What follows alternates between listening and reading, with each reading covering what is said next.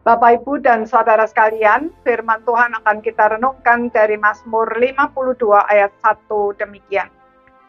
Untuk memimpin biduan, nyanyian pengajaran Daud, ketika Doeg, orang Edom itu datang memberitahukan kepada Saul bahwa Daud telah sampai di rumah Ahimelek.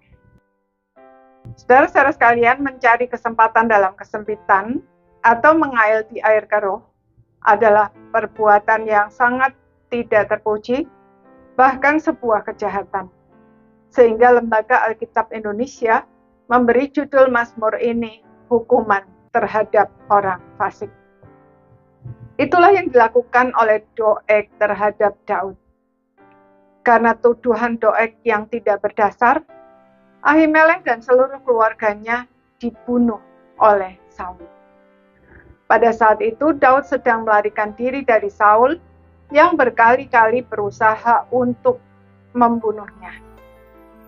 Sekitar 400 orang mengikuti dia. Ketika sampai di Not, karena takut Daud berbohong bahwa dia dan orang-orangnya yang mengikutinya itu sedang menjalankan tugas dan membutuhkan makanan. Dan karena tidak ada persediaan, maka Ahimelek, imam yang bertugas di tempat itu, memberikan kepada Daud roti dari tempat kudus dan juga pedang Goliat. Jadi, dalam hal ini Ahimelek tidak bersalah karena dia tidak tahu apa yang sebenarnya terjadi. Lagi pula, Daud dikenal sebagai orang kepercayaan Saul. Bagaimana mungkin Ahimelek tidak mempercayainya? Namun Doeg menggunakan kesempatan itu untuk mencari keuntungan bagi dirinya sendiri.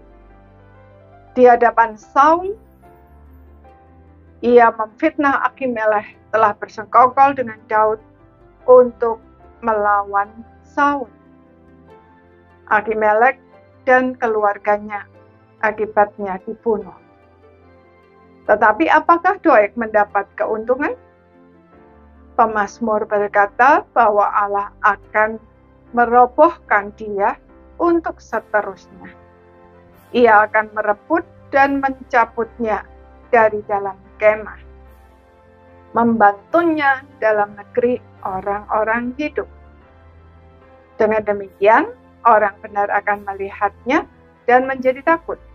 Maksudnya takut kepada Allah dan tidak berani hidup dan berkata-kata sembarangan lagi. Saudara, setiap orang bisa tergoda untuk menggunakan kelemahan orang lain untuk mendapat keuntungan bagi diri sendiri. Terlebih jika kita masih memiliki kebutuhan-kebutuhan batin seperti makna diri, penerimaan, kasih, penghargaan, dan lain-lain yang belum terpenuhi. Karena itu, mari kita dengan hati yang takut akan Allah, mencari pemenuhan diri pada pribadi Allah yang sempurna. Dengan demikian, kita tidak perlu mencarinya di tempat lain, dan kita bisa hidup di dalam kebenaran. Namun, jika kita sudah terlanjur melakukannya, mari kita bertobat. Maka Tuhan akan mengampuni dan menyelamatkan kita dari kehancuran yang tidak perlu. Amin.